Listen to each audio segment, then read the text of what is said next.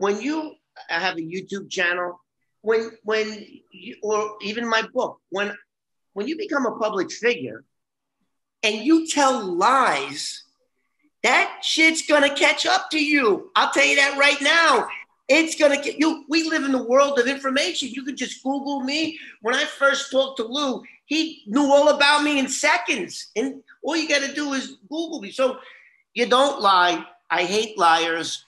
And she told a lot of, she's just a, I mean, I know you guys don't want to bash anybody. So then I guess we better like turn the page here on this one.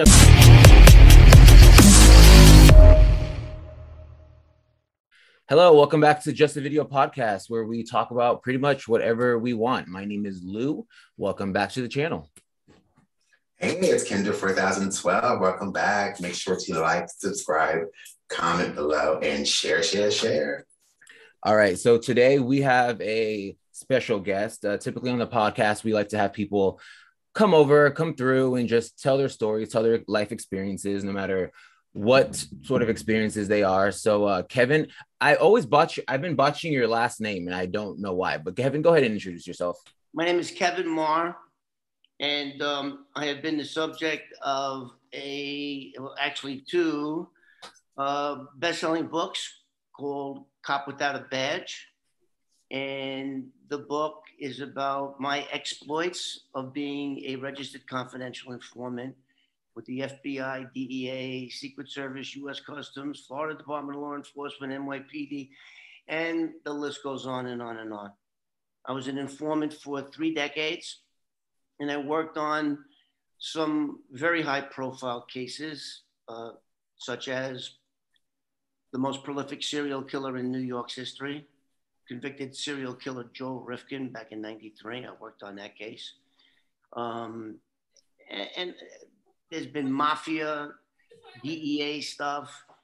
And I was also once married to a gal by the name of Danielle Staub. Some of you guys may know of her from being that reality TV star from the Real Housewives of New Jersey. Yeah, how did you and Danielle meet? I met Danielle when her name was Beverly Merrill, and I met her in Miami Beach while I was working with the DEA on cocaine, the Medellin drug cartel. And she was, well, the first time I met her was in a hotel in Miami where there was 4 or 5 cocaine dealers having a party. A lot of blow was flying around, and that's how I met her. Actually, the first time I laid eyes on her, she was in the act. She was in the act. You're so bad. It is. It's a lot worse than that. I'm not sure how much I can say on here without you guys getting flagged or whatever it is that they do. But anyway, that first meeting I had with her, one of the drug dealers, the main guy, my main target was a guy by the name of John Uribe. And the first thing he told me is, watch what you say to her, because she just got popped for 15 kilos of cocaine, 8 explosive devices, and last but not least, kidnapping. Oh, kidnapped Jesus. The guy Okay. for 3 days. Wow, okay. When did she get the Real Housewife gig? When did that all happen? And were you guys like in communication when all that happened? Okay, well, yeah, that's a great question. So after I met her, she told me that she had these pending charges with the FBI. I worked with the DEA and the United States Attorney's Office in Miami to get her a non-custodial sentence, which is what happened. She gave me a couple of drug dealers. I arrested them, and she was given consideration and ultimately given 5 years probation. And then what happened? My marriage broke up because of it. I wound up marrying her for a year. And to make a long story short, that marriage didn't work out. So I left her in 1989 and haven't seen her, well, actually I haven't seen her to this date, even though I sued her for $5 million, but I haven't seen her since 1989. Now I have a best-selling book that was written about me in 1996. And then what happened is she wound up being the star of the Real Housewives of New Jersey in 2009. And then one of the cast members Googled her real name, Beverly Merrill, and it came up that she was in my book. I put her FBI mugshot in my book. So, Jesus. I mean, I have the book here if you'd like me to hold it up. Where were you born? I was born in the Bronx. Oh, got it. Okay. And what's your nationality? I'm Irish. Irish. Nice. Okay, cool. So, Kenny, do you have any questions for Kevin here? I mean, I know there's a lot of information. That it honestly sounds like very exciting. It does. I would have loved to live that life, but that's so interesting. Like, I don't really follow the Jersey Housewives. I know a little bit of them. I don't know. I'm not familiar with Denise, aka Beverly, I guess. But I've seen her. I've seen pictures of her. I know, like, when I see the Housewives, like, I know, oh, that's a housewife. But, like, I don't watch all the Housewives. But that's interesting. Like, so, like, I guess she was a part of the mafia, essentially, maybe. Oh, no, I mean, she was a girl that got. She was a prostitute, and she was one of the cocaine dealers' favorite girls that would come over, and they give her coke and some money, and she was a party girl. That's what she is. Well, let's call her an escort. Let's not. Okay, wait. We don't have to like put all her business out there. I mean, damn. I'm scared. Well, I don't have to put right. I don't have to put out her business. She did that all by herself. She's a public figure. You know, when you become a public figure, like I consider myself a public figure. When you have a YouTube channel, or even my book, when you become a public figure and you tell lies, that shit's gonna catch up to you. I'll tell you that right now. It's gonna get you. We live in the world of information. You could just Google me. When I first talked to Lou, he knew all about me in seconds. And all you gotta do is Google me. So you don't lie. I hate liars. And she told a lot of, she's just a, I mean, I know you guys don't want to bash anybody. So then I guess we better like turn the page here on this one. Okay. So quickly. I haven't seen this woman since 1989 and just talking about a boom. I give myself a headache. Talk to us a little bit about what inspired you to start your channel. Great question. And I'll tell you, I had COVID-19 last year. I got it in December of 2019, and this shit wouldn't go away. I had it for 3 months. I was pretty sick. So, oh wow, you're a survivor. Yeah. Oh, God bless you. You do? Did you lose your smell and taste? Oh no, I didn't. I was very like asymptomatic. I didn't have too many like really, symptoms. I just had like a light cough and a fever, and that's it. The thing that freaked me out is when I couldn't taste or smell. Oh my God. Yeah, that's scary. It freaked me out. So, but anyway, where was I? What was I saying? Your YouTube channel. What inspired me to do my YouTube channel? Well, it's an odd thing. So I'm stuck in bed. And I find this thing called YouTube. Now, I'm not a technical guy. I usually try to stay away from all this type of things because it never works for me. So I wound up on YouTube. And of course, the things that I'm interested in, true crime, I'm interested in exotic cars and UFOs. So when you start clicking on those types of channels with that type of content, it kicks up. So this guy, Rogan, his name is Joe Rogan. He has a podcast. He had, I think it was him anyway. He had Sammy the Bull Gravano. Now, for those of your viewers that don't know who he is, he was in the mafia, and You guys know who he is, right? You guys know who Oh, he is? yeah, we do. Okay, so anyway, so he was the one that turned state's evidence, became a government cooperating witness against his partner, which was the John Gotti. And as a result of his cooperating, he confessed to 19 murders. He was sentenced to 20 years, but out of 20 years, since he was a cooperating witness, they only gave him, he did less than 5 years for 19 murders, which is really unheard of. So anyway, he's on this podcast, and the podcast guy goes, you know, you should get yourself a YouTube channel. And boom, and so he did. And I started watching him, and I started saying to myself, I can do that. I have a story better than that one. And the thing with 𝚅𝚒𝚘𝚗𝚜𝚝's story, or stories, they're great. And I don't take nothing, you know, and I really admire the guy, especially what happened recently with him. And this other guy, Michael Franchise, who's a rat. That guy's a rat. Oh God, we don't. Okay, stick to the. Okay. Anyway, so so I'm watching 𝚅𝚒𝚘𝚗𝚜𝚝. Yeah. And he's telling his stories. And of course, anybody that's from New York City heard all these stories when they happened on the 6 o'clock news. Everybody heard these stories, but you know, there is a market for it, obviously. So, and I started saying, my stories, I got stories better than that. And unlike 𝚅𝚒𝚘𝚗𝚝's channel, my stories are all about everything, just like we're talking about my ex-celebrity wife. It's got all flavors. When you go to his channel, it's like going to an ice cream parlor, except there's only vanilla. You only can get vanilla.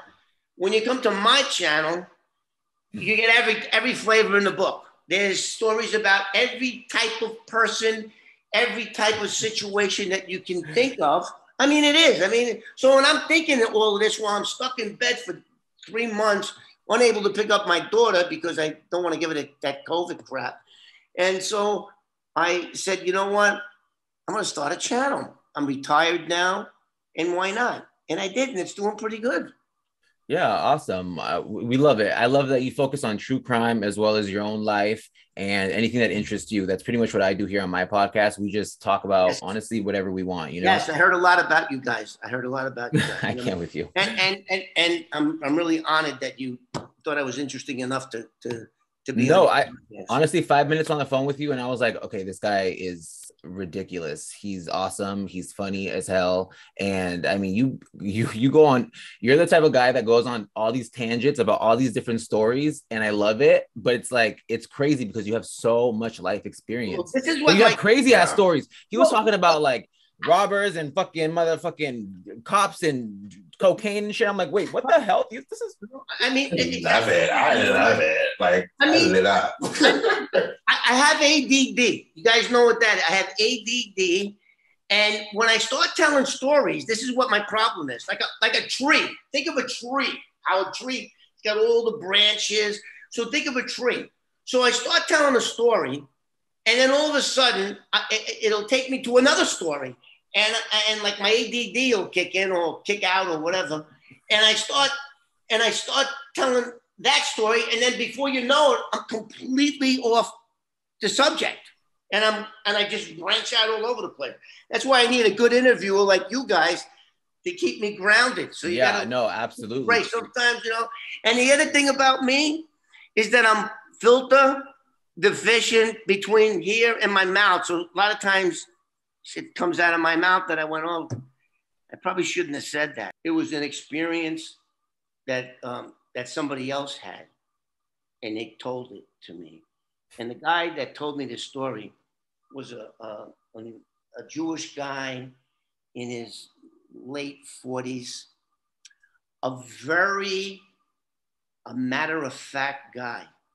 Like if you ever watch Star Trek and you see Spock with no emotions, so anyway, I was involved in a triple homicide, which happened in Fair Lawn, New Jersey in 1979, which involved 2 beautiful women and a 5-year-old boy. and they were butchered. The 5-year-old boy's throat was slit so badly it decapitated him. The crime scene, which was that house at 24 Sanford Road, Fairmont, New Jersey. So there was 3 victims. One of the victims was murdered right in the doorway in the living room. The other one was murdered in the dining room. And the little boy tried to run out the door, and he was caught in the kitchen and killed by this animal. That I'll tell you right now, that I caught him. I got him convicted, sent him away for prison, and but there's a whole bunch of other stories. But sticking to this story, so my book is written, and the publisher asked me to go out to New Jersey and take a photograph of the house so that they could put it in the book. Yeah. Which I did. So I drive out there, I take my photograph of the house, and I notice that a station wagon is in the driveway. So what do? I knock on the guy's door. Hey, how you doing? My name is Kevin. And the guy comes out, and as I said before, he's a very matter-of-fact guy, and I'm going to try to make the story as quickly as I can. Just a matter-of-fact guy. And I said, how you doing? My name is Kevin, Kevin Maher, and I used to live here. And he said, okay, and I said, well, how long have you owned this house?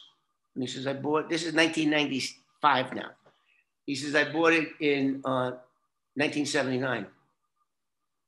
I said, no, first I said to him, I said, do you know what happened here in 1979? And he goes, yes, I do. And I said, who did you buy this house off of?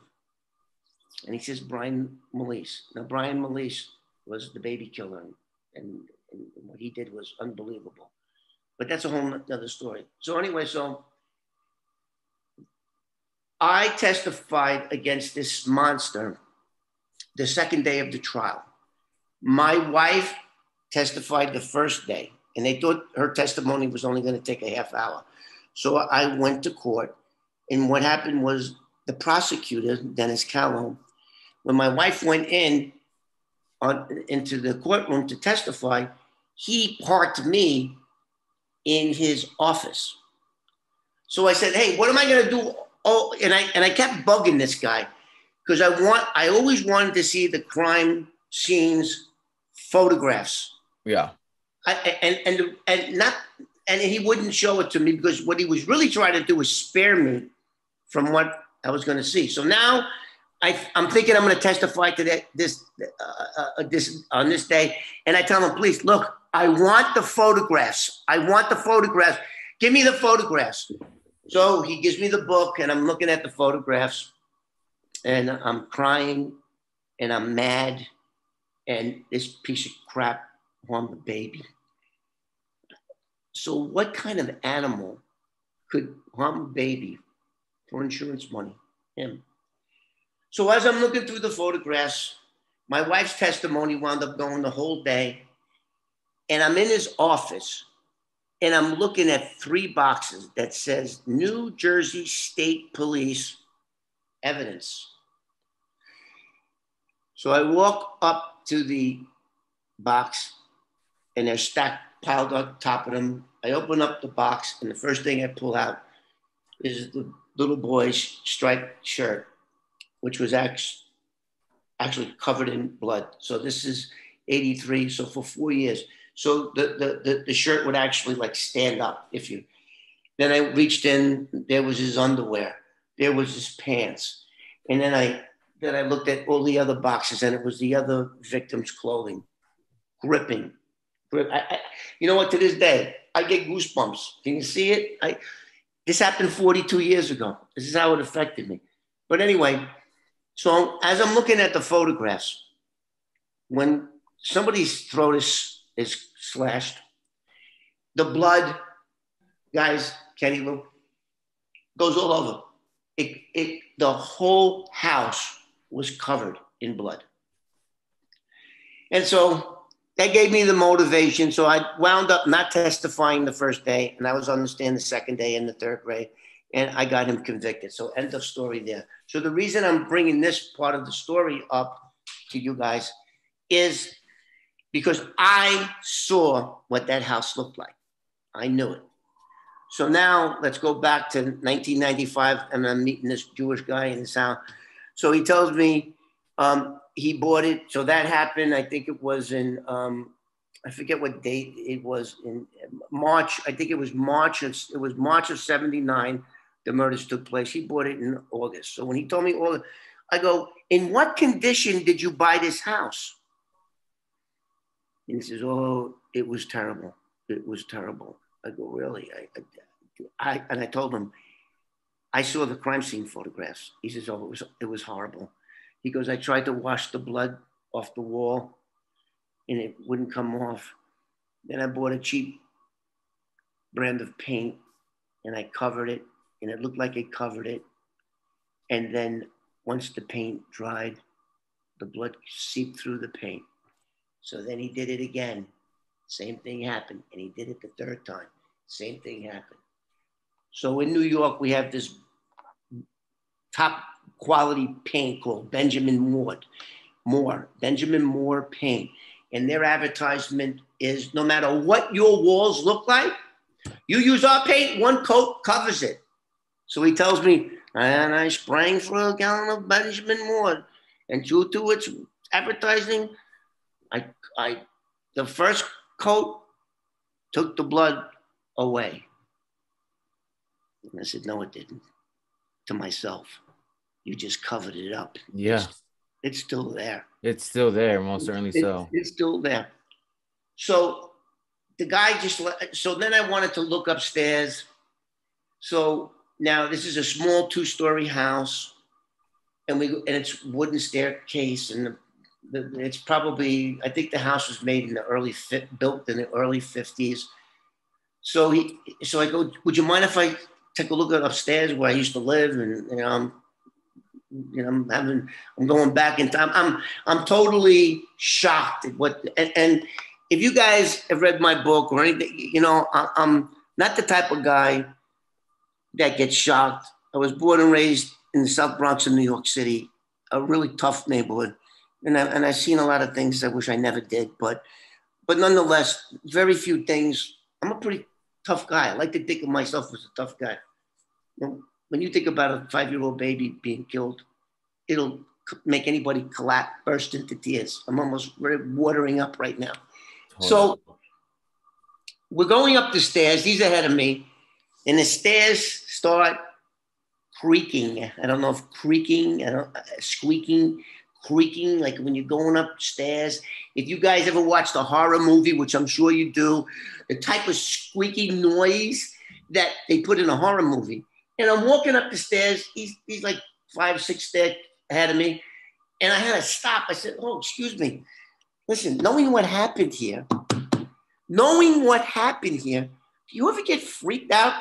You wake up in the middle of the night and have to get a drink and go downstairs to the kitchen, and am I setting the pace for what? And he goes, no, not really. And I says, well, what did I ask him? I said, have you ever heard any noises or seen any shadows? Because I heard. Now I'm not into paranormal, but I do know about it. I mean, I like to think of myself as being a guy that knows a little bit about everything. So I heard that when children are murdered or die, that they're is it apparitions, or they stay in the house. So that was on my mind. I'm going up the stairs. I said, has anything like that ever happened? Have you ever seen any shadows? He goes, no, but something did happen. Now, the little boy was killed in March. He bought the house in August, September, October, 2 months before Halloween. So now he buys the house and he goes, yeah, something did happen. And now I'm up on top of the second floor, and I can see where the little boy's room was, which was the same place where my stepson, now don't forget, I forgot to tell you this, my ex-wife lived. That's where I met my first wife, in that house, and I got her out of there because I knew that Alice was going to be murdered. I knew it. There was a police report generated, but I don't want to get off this story. So this paranormal story. So now I'm up there, and he says, "Yeah, well, you know what? Something did happen. When I came in, I gathered all the victims' clothing, and of course the boys' clothing, and there was a toy chest that was filled with toys. So he's throwing everything into a black plastic garbage bag. And then he reaches into the toy chest and he pulls out a white gown, like a Halloween costume, a white gown, and he puts it in the bag. Then he reaches in and he gets a face mask of Casper the Friendly Ghost. And he looks at it. Now he's thinking, wow, just 4 months prior to this little boy being murdered, he trick-or-treated in this costume. And he remembered that a piece of the plastic mask, it was one of them real cheap ones with the elastic band, plastic face. And he noticed that there was a piece of it missing off the side. He looked at it, put it in the bag. And he reaches into the toy chest again and pulls out a plastic pumpkin, like the types that children gather their trick-or-treat goods, right? And he puts that in. He gathers all the victims' belongings and he gets into his car from Fair Lawn, New Jersey, and he drives to Paramus, New Jersey, which is 11 miles away from Fair Lawn. And he donates it to a Goodwill place. Okay, so this is in August. He donates it 11 miles away, 2 towns over, gives it away. Fast forward, October 31st, 1979, his doorbell rings. He opens the door, looks down, and there is Casper the Friendly Ghost with the orange plastic pumpkin, holding it up. Kid's got it. There's no parents behind him. And the kid goes trick or treat. And he looks, and I forgot to tell you, on the costume, on the white jumpsuit, had a red stain on the costume. And of course, the piece missing from the mask. And the guy looks at the mask and goes, "Oh shit, that's the mask." He looks at the guy, "Oh shit." And this guy, Mr. Spock, is shocked because he's not just telling me a story, he's reenacting an event. And he puts the money, the trick candy or whatever he gave him, and the kid says, "Thank you, mister," and runs off around the corner. And before it realized, so that costume found its way back to that house after it was donated 11 miles away and 2 towns over. I mean, if that don't raise the hair on the back of your neck, I don't know what will.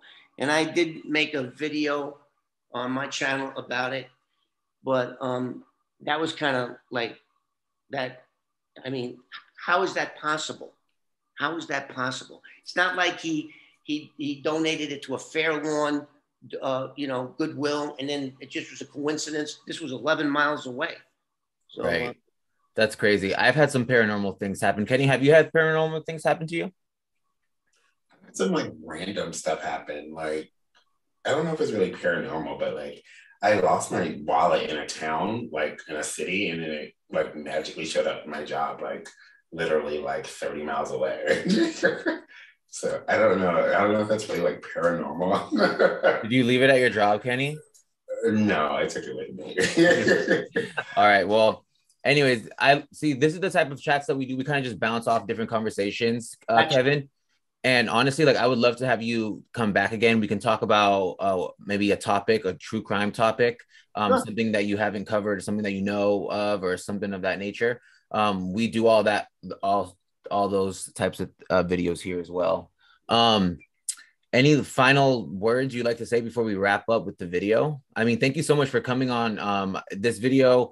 I mean, typically we'd coordinate it, you know what I mean? We have topics set out, but I wanted just to get you on here just to kind of introduce you to the audience and kind of get some stories out. But yeah, we'll definitely have you back again. Well, if any of your viewers have any comments, send them to you, and maybe then we can think of a topic, because I don't think there's any type of crime that I haven't worked or been involved with. Oh, really? Oh, yes. Oh, wow. Oh, yes. Well, I would love to have you back. I have some questions about the government side and the corruption on the government side versus, you know, the bad guys and the government. So I think that's so interesting. I have plenty to say about that, and it almost got me killed several times, because once you become a valuable informant, you're literally above the law, by the law. And then when you mix in cocaine, alcohol, and a car that drives 171 miles an hour, and you're thinking you're above the law by it. And I actually was. But it was a terrible thing to have that kind of power. And of course, I wasn't the type of informant that was working off a criminal charge. I was a paid informant. And once you have a value to the government, boy, the things that they will overlook will blow your mind. Wow. That is kind of crazy. Well, I mean, I couldn't even imagine. No, it was terrible. I mean, at first I thought I was some. I started working for the DEA when the TV show Miami Vice came out, and Miami Vice, is fictional as it is, it's all fictional, had nothing on what was going on down in Miami, and the things that were happening, and the things that I wound up getting involved in. Well, you know, sometimes when I tell them now, at 67 years old, I'm much more calmer now than I was in my young, wild days. And sometimes when I tell these stories, I think about, holy crap. You're still in your wild days. Well, not that wild. They ain't that wild. But over there, it was like, I didn't give a you know what. I was a loose cannon. Right? And eventually the DEA went, oh shit, we got to fire this guy. Look at what he's doing. Look at what he's doing. Yeah, there's definitely so many stories I feel like you'd be able to share. So we'll definitely have to coordinate that for sure. Kenny, any final topic? You guys, you pick a topic, and I guarantee I'll have a story about that. True, my right hand to God, it'll be true too. Okay, for sure. I would love for you to share your books, like your name of your books, because I didn't know you had books until. Yeah, I'm the subject of. So where can we find them? You can Google. You can go on Amazon. It's called 𝚑𝚑 𝚘𝚘, written by Charles Kipps, who's a big shot TV movie producer. It's on Amazon, and yeah, and I have a YouTube channel called the FBI Informant, and yeah, so makes a good read. I think it's like $10. I guarantee you, it'll be the best $10 you ever spent. Nice. All right, cool. Well, thank you guys so much for watching. We appreciate it. Don't forget to like and subscribe, and we'll see you in the next one. Ciao. Thank you.